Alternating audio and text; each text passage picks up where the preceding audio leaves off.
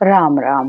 आप सभी के अंदर विराजमान मेरे परम पिता परमात्मा को मेरा कोटि कोटि नमन। हमारा सतगुरु सुखराम जी महाराज के ग्रंथ में सौदागरी ग्रंथ चल रहा है। सौदागरी मतलब व्यापार करना। ये आत्मा संसार में क्यों आई है? इस पंच तत्व में सौदा करने के लिए। कौन सा सौदा? परमात्मा प्राप्ति का सौदा करने के लिए। ये मनुष्य जन्म बड़ा अनमोल है। 4 युगों में सिर्फ एक बार ये मनुष्य जन्म मिलता है और इस मनुष्य जन्म की कमाई 84 लाख योनियों में आत्मा को भुगतनी पड़ती है। 4 जुगा का बरस बधीता लाख 340। एतो मार सहे सिर ऊपर और सहे सर बीसा। 4 युगों के 43 लाख 20,000 बरस होते हैं। अगर भक्ति और भजन नहीं किया इस मनुष्य जन्म मिलने के बाद भी, तो इतना दुख आत्मा को सहन करना पड़ता है इन चारों ही युगों में। 4 जुगा विच एके 12 अवसर नर्तन पावे। सतगुरु मिल्या बिना जीव सूना फिर 84 आवे। इस 4 युगों में सिर्फ एक बार मनुष्य जन्म मिलता है। इतना मुश्किल से ये अवसर मिला है, और वो भी अगर भरत खंड में मिल जाए तो इस आत्मा की मुक्ति हो जाए। और अगर ये सद्गुरु का ज्ञान न मिले, सत्स्वरूप परमात्मा का ज्ञान न मिले, तो मनुष्य जन्म मिलने के बाद भी फिर खाली हाथ चला जाता है और फिर 84 में ही ये आत्मा भटकती रह जाती है। तो आज की ज्ञान की चर्चा सतगुरुदेव, इस मनुष्य जन्म मिला, इस मनुष्य जन्म में जो श्वासा रूपी धन मिला है, आज सारा सतगुरुदेव इन श्वासों की कीमत समझा रहे हैं। एक एक श्वास की कितनी कीमत है उसको समझिए। 100 वर्ष की आयु में एक मनुष्य को 70 करोड़ 76 लाख श्वासें मनुष्य को मिलती हैं। इतनी श्वासा रूपी पूंजी मिलने के बाद भी अगर वो भजन सिमरन नहीं करता है तो वो भिखारी से भी गया बिता है। एक भिखारी को भी समझ होती है कि वो कैसे धन को जोड़ता है, लेकिन एक मनुष्य को जिसे परमात्मा ने बुद्धि दी है, उसको इतनी समझ नहीं आती है कि मैं इन श्वासों को कैसे गंवा रहा हूँ। क्या आपको पता है इस एक श्वास की कीमत 70 करोड़ नाम के बराबर होती है। लेकिन ये कमाई होती कैसी है, उसको करने का भेद क्या है, उसकी जानकारी क्या है?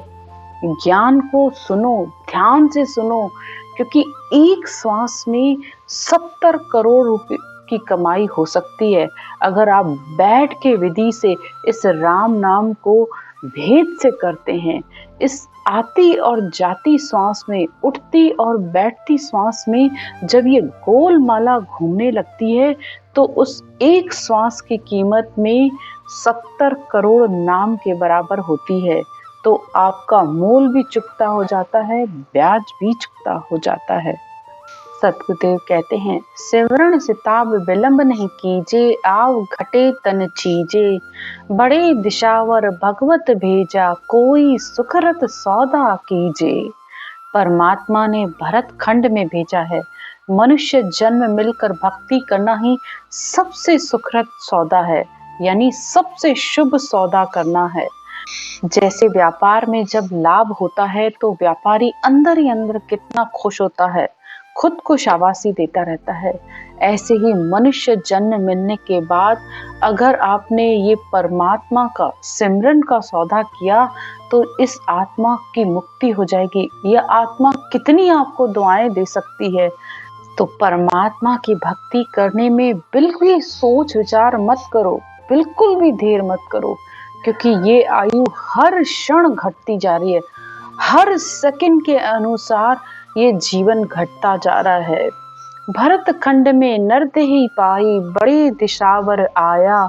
सतगुरु शाह मिल्या सौदागर, बिणज करो मन भाया।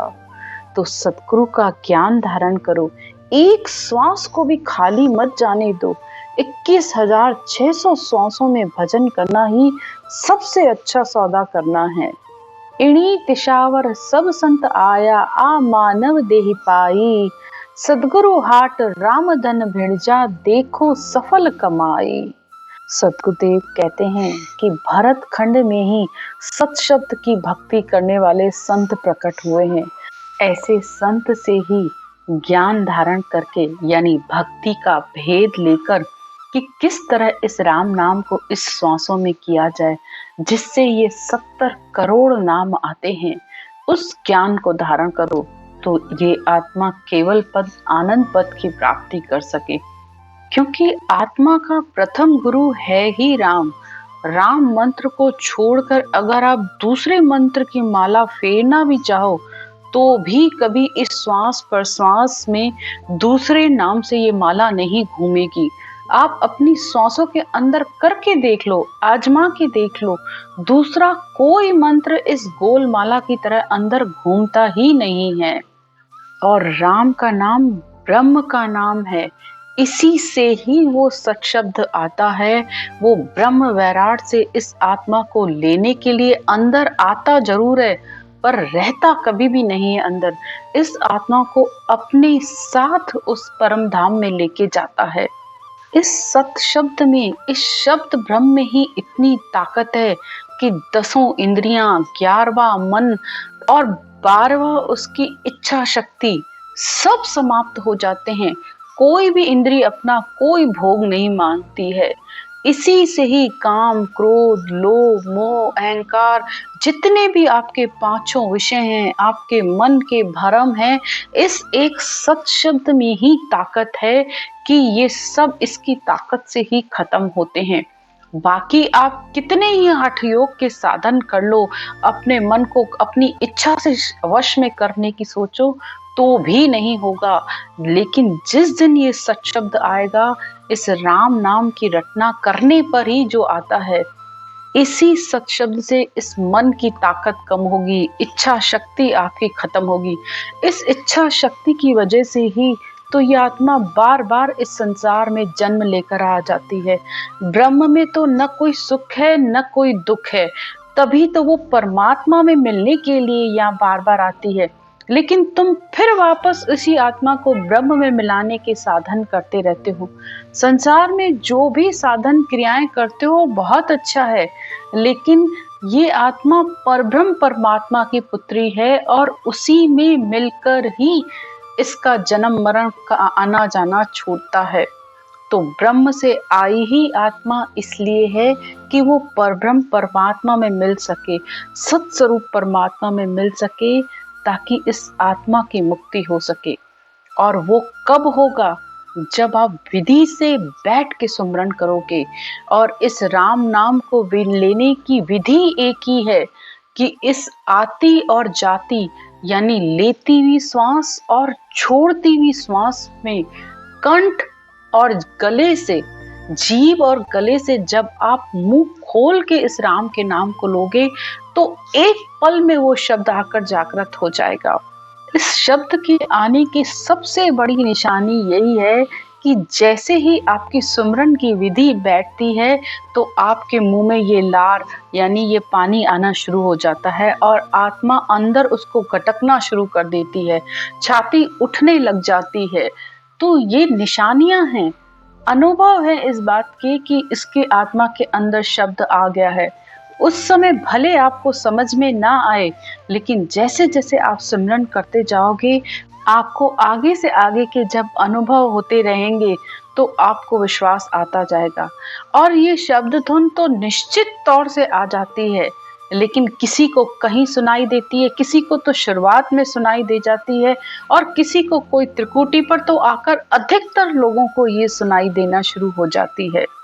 तो उसके आने का तरीका क्या है? सबसे पहला ज्ञान और विधि आपको ये सीखना है।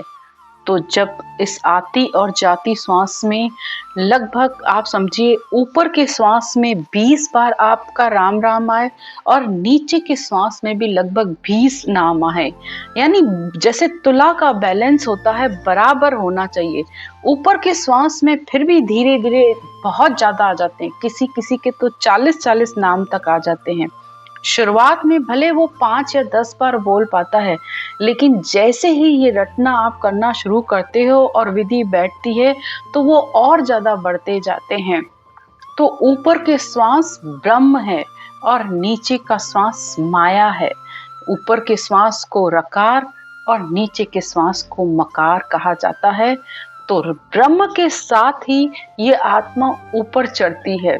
सतगुरुदेव कहते हैं, अणगिनती गिनती नहीं राम नाम की जोड़, श्वास प्रश्वास में होत है सिमरन 70 करोड़। जब संत विधि से राम रटते हैं तो ये ने अक्षर रूपी सच शब्द आता है। जैसे बाहर कृष्ण के आने पर सारी वनस्पति खिल जाती है, ठीक उसी प्रकार हमारे शरीर के जो ये रोम छिद्र हैं, 3.5 करोड़ जो बालों के रूप में ये रोम छिद्र हैं, इस रग रग में इसमें राम नाम की ध्वनि हो जाती है पूरी। जैसे बाहर वनस्पति खिलती है, यानी इस अंतर में भी इस आत्मा को इतना आनंद आने लगता है। तो जो 20 उस श्वास के, यानी जो ऊपर की श्वास के जो 20 नाम है, उसको 3.5 से आप गुणा करो तो 70 करोड़ के बराबर नाम आते हैं। यानी एक श्वास की कीमत 70 करोड़ के बराबर है। और अगर कोई आत्मा 5 मिनट बैठकर अगर ढंग से कोई व्यक्ति इस राम नाम को करता है तो 5.5 अरब की कमाई होती है। इसीलिए आपको बार बार कहते हैं कि बैठ के सिमरन करो। भले 5 मिनट करो, 10 मिनट करो, ज्यादा मत करो। ज्यादा नहीं बैठ पाते हो तो कोई बात नहीं, लेकिन शुरुआत से थोड़ा सा नियम तो बनाओ। सुबह 5 मिनट, दिन को 5 मिनट, रात को सोते समय 5 मिनट। जैसे दिन में 3 बार खाना खाते हो, ऐसे ही 3 बार धीरे धीरे करके अपने सिमरन को आगे बढ़ाते जाओ। आपको भले इस बात पर विश्वास ना हो, लेकिन संत विधि से परमात्मा की तरफ से जिसको औधा मिला हुआ है, जब वो आत्मा संत विधि से सिमरन करती है तो इसकी इतनी कमाई होती है। आप संसार की चीजों पे विश्वास कर सकते हो कि पारस को लोहे को छूने पर वो सोना बन सकता है, तो ये तो राम का नाम है। इस राम नाम लेने पर आत्मा का जन्म मरण खत्म हो जाता है। ब्रह्म अग्नि के समान है।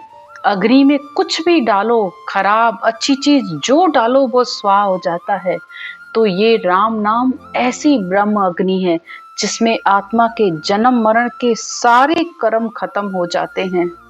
तो जो श्वासें परमात्मा के नाम हुई, यानी बैठ के जो आपने सिमरन किया, उतनी श्वासें आपकी गिनती में आती हैं। एक श्वास की कीमत 70 करोड़ के बराबर है। अगर नहीं करते हो तो आप समझ जाओ हर रोज आप कितना घाटे का सौदा कर रहे हो।